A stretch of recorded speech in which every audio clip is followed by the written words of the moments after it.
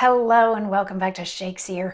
We are working on the troublesome reign of King John, and today we get to hear from Lady Faulconbridge, and we're going to wrap up with Act 1, Scene 1. So real quick, I think moving forward, I'm going to share comparisons between this troublesome reign of King John and Shakespeare's King John at the end of each scene, as opposed to in the daily things, just because things aren't going to line up exactly and it's going to get weird and might be detracting. So we'll talk about Lady Faulconbridge, we'll wrap this scene, and then we'll do a comparison of Act 1, Scene 1 in Shakespeare's version. And then tomorrow we'll just start in on the next thing. And when we get to the end of the next scene, then we'll talk about those differences. So anyway, that aside, in Act 1, Scene 1, we had Shakesyear come and say that Arthur has the rightful claim to the throne. And King John is like, nope, I'm not abdicating. So John wants to send the army to France to hopefully arrive there at about the same time that Shakesyear gets back there, so that, you know, they're sort of taken by surprise. But then the Faulconbridge brothers came in with their mother. They had been fighting in the streets, and it's because Robert Faulconbridge says that his brother Philip Faulconbridge isn't really Faulconbridge. So even though Philip is older, he shouldn't inherit their father's inheritance because he's an illegitimate child. And Philip had a lot of internal turmoil about this, like, you know, I just have this feeling that I'm the son of something more than a Faulconbridge. And Robert presents his proof, which King John and Queen Eleanor both sort of dismiss. They're like, there's plenty of reasons why he wouldn't look like his dad or why he would have been born early. Until finally they ask Lady Faulconbridge, and she's like, I can't, it's too painful. And they ask Philip, and after all this hemming and hawing, he's like, no, I'm Robert Faulconbridge's son. And then he's like, no, I'm King Richard's son. So they're like, okay, cool. And Queen Eleanor is like, yes, we will take you in as one of ours. And King John anoints him Sir Richard Plantagenet.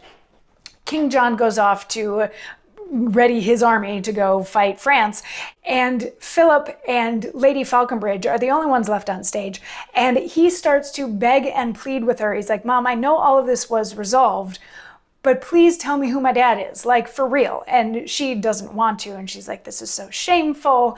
And she calls him her faulty fruit, the faulty fruit of her loins, all this stuff. And she's like, I can't, it's too painful, it's too painful. And he's like, Mom, if there's any shame to be had here, like, we're both worthy of shame in this case. Please just tell me who my father is.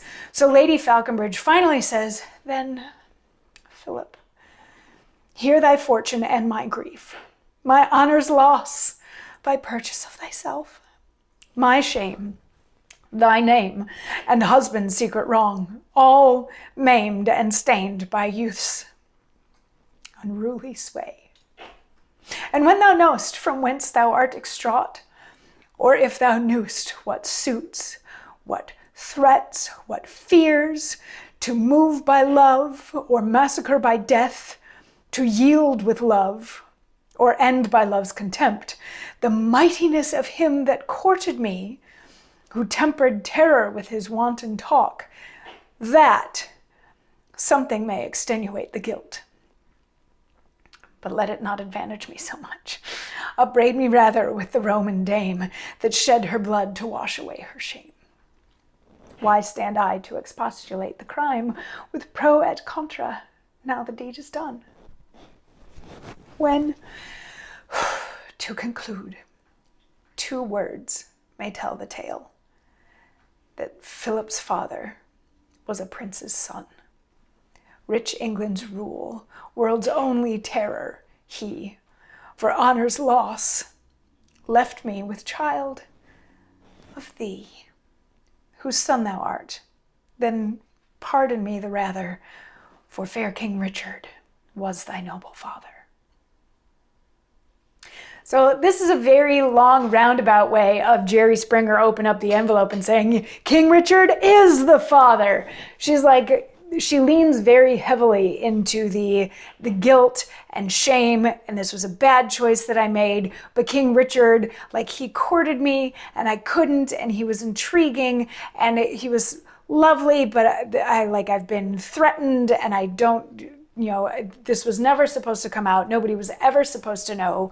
But again, what can I do about it? Because you're born, you're already here. So I guess I might as well tell you yes, King Richard is your father. And the bastard is like, woohoo, that sounds great. All right, I'm going to go off and live my life as Sir Richard Plantagenet now. And that's the end of Act 1, Scene 1. So all of this drama, and he's just like, great, happy to know it. Sort of lovely how that ends. So Act 1, Scene 1 of this play, we've just done the whole recap. Act 1, Scene 1 of Shakespeare's King John pretty much covers the same stuff. We have Chatillon coming from France and saying that Arthur is the rightful heir to the throne, and John saying no, he's not. And then the Faulconbridge brothers come in, but they're not brought in with their mom because they've been fighting in the streets. They just come asking John to like settle their argument. And Robert presents his proof that he doesn't look anything like him and he was born early. And King John ultimately comes to, but your mom was married when Philip was born, so therefore he's not illegitimate. Like, yes, she might have had him with somebody else, but your mother was a married woman when he was born, so he's a legitimate child, so he gets it. But then Queen Eleanor steps in and is like, hey, Philip, you do actually look quite a bit like King Richard, so do you want to give up your Faulconbridge possible inheritance and come be royalty? And he's like, yeah, without even thinking about it. He's like, yeah, that's great. And then John goes off to get ready to fight France.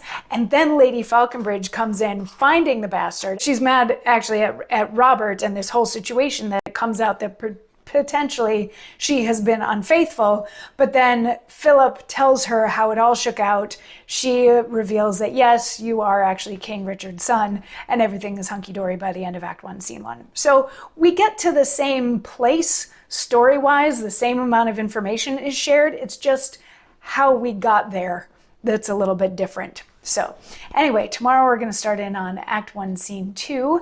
And then once we've finished Act 1, Scene 2, we'll get into how much that differs from the second scene of Shakespeare's play. So I'll see you tomorrow for more. Mwah.